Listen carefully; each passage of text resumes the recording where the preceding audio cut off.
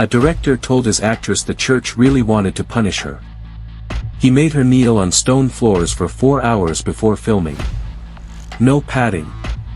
He wanted her face to show real pain. And then he filmed it. One take. That actress never appeared in another film. She had a complete mental breakdown after this shoot.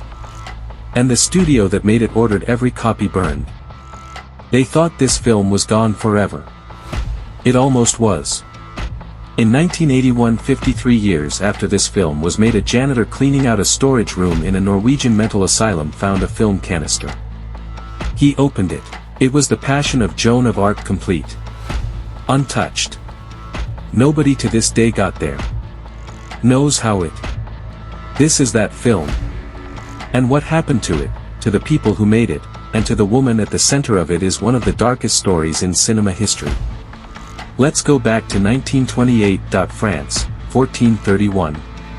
A 19-year-old girl named Joan of Arc has just led the French army to a series of victories that should have been impossible.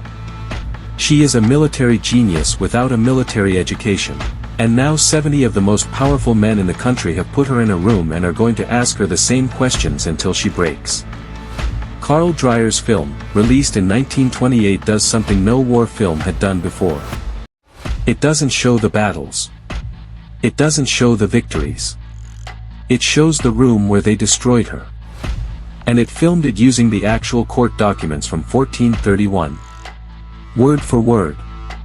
Every question the judges asked her. Every answer she gave. It's not a dramatization. It's a document. What Dreyer understood, that no other director has captured, is that Joan of this precisely arc was not a saint first. She was a strategist. She kept finding the one answer they hadn't prepared for. Every time. For months, Carl Th. Dreyer was a Danish director who had spent his entire career making slow, demanding films that nobody watched. For this one, he built an entire medieval castle as a set. From scratch. Then he told his production designer, no historical accuracy. I want the walls to feel like they're pressing in. He wanted the audience to feel trapped before Joan did. Dreyer shot almost entirely in close-up. In 1928, this was considered insane. Filmmakers shot wide to show the world. Dreyer shot tight to show the face. He once stopped filming for 2 hours because a cloud moved and the light on Falconetti's face changed. He waited for it to come back. 2 hours. For one shot. Critics who saw this film in 1928 called it the greatest film ever made. Roger Ebert, writing 70 years later, put it on his list of the 10 greatest films in history. Dreyer never directed another film like it. He said afterward that he didn't know if he could. Maria Falconetti was the most famous stage actress in Paris. She had never made a film. When Dreyer approached her, she agreed. She did not know what she was agreeing to. Dreyer's method was this: made Falconetti kneel on stone floors for hours before filming the scenes where Joan kneels. No padding. He told her the church genuinely wanted to condemn her. He created a psychological reality so she would react to it. Not act. React. The tears you see in this film are not performed tears. They are the tears of a woman who has been psychologically pushed to the edge of herself.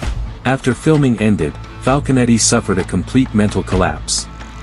She left France. She never appeared in another film. Dreyer went on to make 4 more films.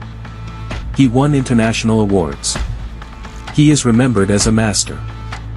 Falconetti is remembered for one performance that destroyed her. There is no other performance like it in the history of cinema. Here is what the trial actually was. Joan of Arc had been captured by English Allied forces.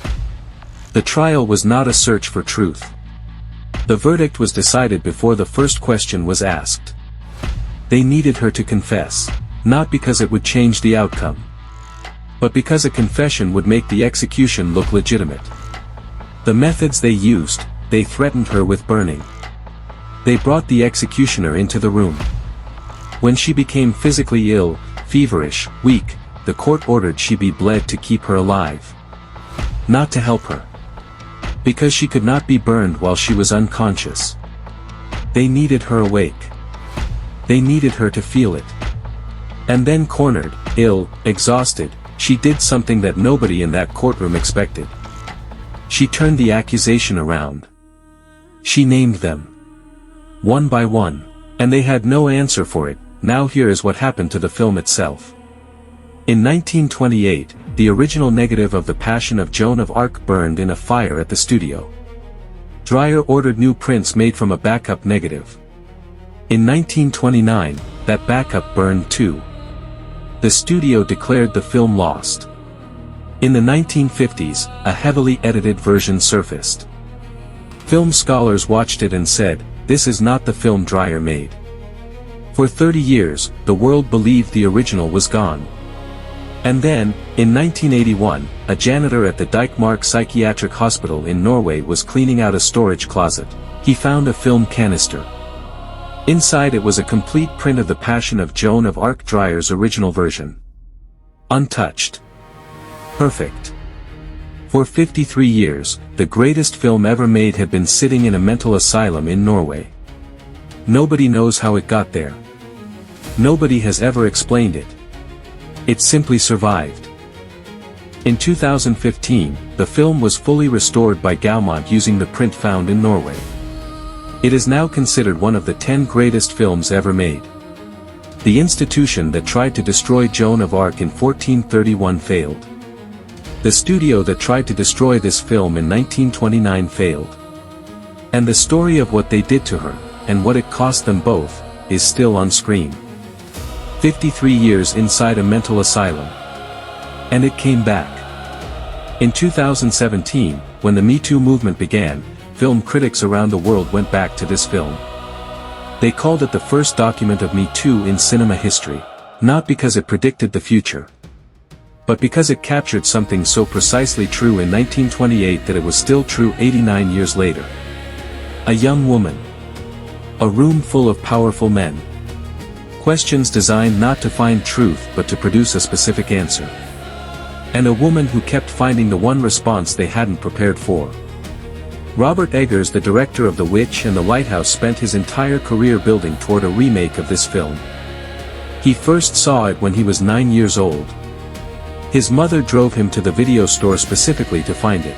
The 2024 remake grossed over $100 million. The film it remade was a 1922 unauthorized adaptation called Nosferatu, which also survived a court order demanding its destruction.